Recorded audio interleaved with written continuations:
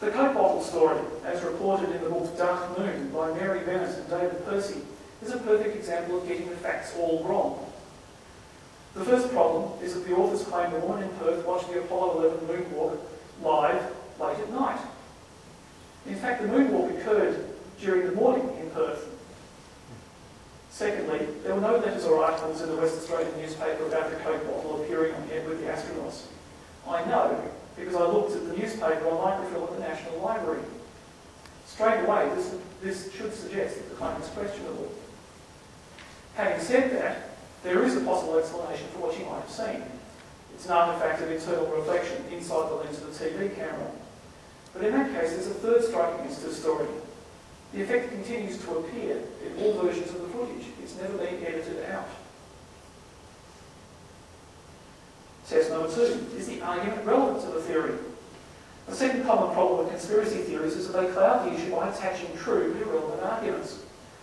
Just because an argument is true doesn't mean it's relevant, at least to the theory that you're testing.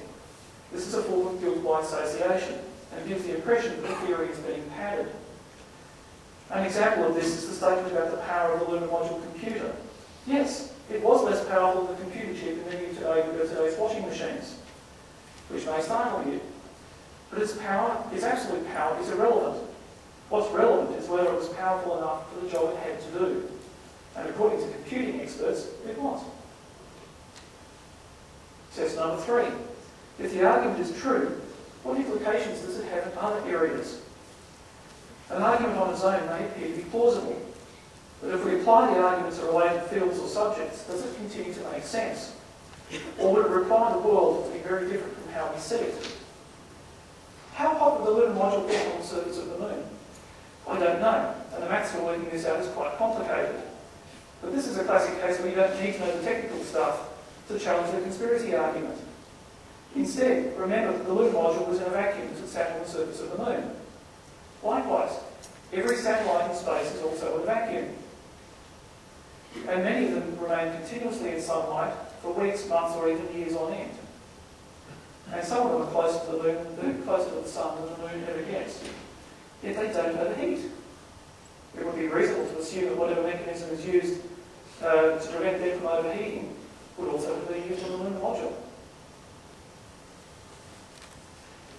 Test number 4. Is the argument consistent with other arguments used to support the theory?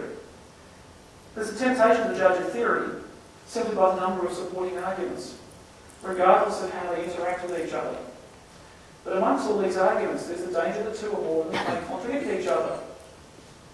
This immediately means that at least one of the arguments is wrong. But in the context of conspiracy theories, it's perhaps worthwhile doubting both. A simple example of this is a comparison of astronomers and geologists according to the hoax theory. Stars have to be left out of the fake photos because astronomers would spot the errors and blow the whistle on the fake. But fake rocks can be given to geologists because they wouldn't want to ruin their careers by speaking out about the fake. So which behaviour is correct? Unless I'm seriously mistaken about geologists or astronomers as groups of humans, it's not possible for both arguments to be correct. Test 5. What do relevant experts say about a particular argument? Conspiracy theorists often tout their apparent expertise with a body of knowledge in order to bolster their arguments. But perversely, they also often decry other experts in the field. This is often because the expert consensus in the field is contrary to the argument presented. Similarly, they often quote experts speaking inaccurately outside their field of expertise.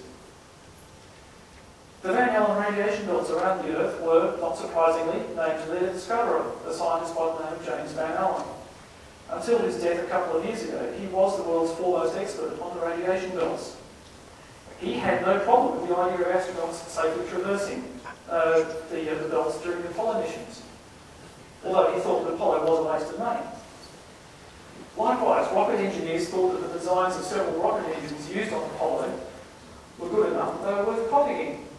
Some of these copies are still in use today, and probably will be so for a couple of decades.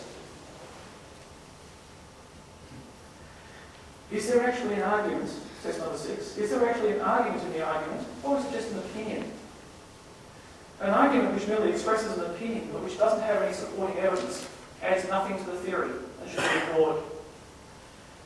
One Moon Hoax believer thinks the lunar module ascent stage couldn't possibly be stable. After all, rockets are tall, thin things, not square things like hard-squashed wine casket bladders. And yes, he uses the word ludicrous on his website. But that's the totality of his argument, that it's ludicrous to believe that such a rocket could work. He's certainly entitled to his opinion, but it's not an argument. Test number 7. Does the argument offer any supporting evidence? Some arguments are presented with weasel words, such as could have, or maybe. Without any supporting evidence, these aren't arguments, they're just speculation. They too should be ignored. When pressed enough, hoax believers can be convinced that the rocks produced by the Apollo program are genuinely from the moon. The question is how they arrived on the Earth. Again, when pressed enough, they can be convinced that the rocks were brought to the Earth by human action, just not by astronauts. Instead, hoax believers propose that moon rocks could have been retrieved by the unmanned sample retrieval missions. They support the claim by saying that the Soviets did this successfully in the early 1970s. The problem with the claim, though, is that there's absolutely no evidence that NASA developed any such unmanned sample retriever spacecraft, nor that they ever launched any such missions. Still, comforted by the argument that absence of evidence is not the same as evidence of absence, they cling to the belief that these unmanned sample return missions could have happened. Test number 8. Is the explanation provided by an argument the only possible explanation for the evidence? There are cases when an argument presents two alternative explanations for an event. One is the conspiracy explanation, while the other is said to be the official explanation. When the official explanation is debunked by the conspiracy theory, the conspiracy explanation appears to be correct by default. Problems arise, though, when the apparently official explanation turns out to be a straw man misrepresentation of the official explanation. So why do some photos appear to show the same backgrounds, even though the foreground is very different? Is it because NASA carelessly used the same backdrop for different sets? Or is it because when the background is several kilometres away, moving 100 metres to the side will have a minute effect on the appearance of the background, while the foreground could easily change quite radically? Test number 9. How does the argument deal with positive arguments which contradict it? Proper theories, aren't built out of opposition to other theories. Instead, they're created to better explain the evidence than previous theories. Therefore, any conspiracy theory has to address evidence which contradicts it. Ignoring the evidence isn't acceptable and should be treated as a major weakness of the theory. The two main pieces of evidence supporting the reality of Apollo are the rocks and the radio transmissions. Hoax believers dismiss the rocks with a variety of contradictory explanations. There are irradiated Earth rocks, lunar meteorites, or real moon rocks returned by sample retrieval missions. The radio signals are explained by a similar series of contradictory explanations. They were all pre-recorded. They were all transmitted live from Area 51 to a satellite orbiting the moon, or bounced off a satellite in Earth orbit. But each of these explanations is ad hoc, have no supporting evidence, and in many cases contradict the laws of physics. Irradiating Earth rocks gives you irradiated Earth rocks, which are nothing like Apollo rocks. Lunar meteorites have their outer surfaces melted by passing through the Earth's atmosphere at high speed, and as a result don't look like Apollo rocks. Pre-recorded radio signals don't explain conversations about events in the news at the time. Bouncing signals off a satellite at the moon would cause the signals to be delayed for twice as long as should be.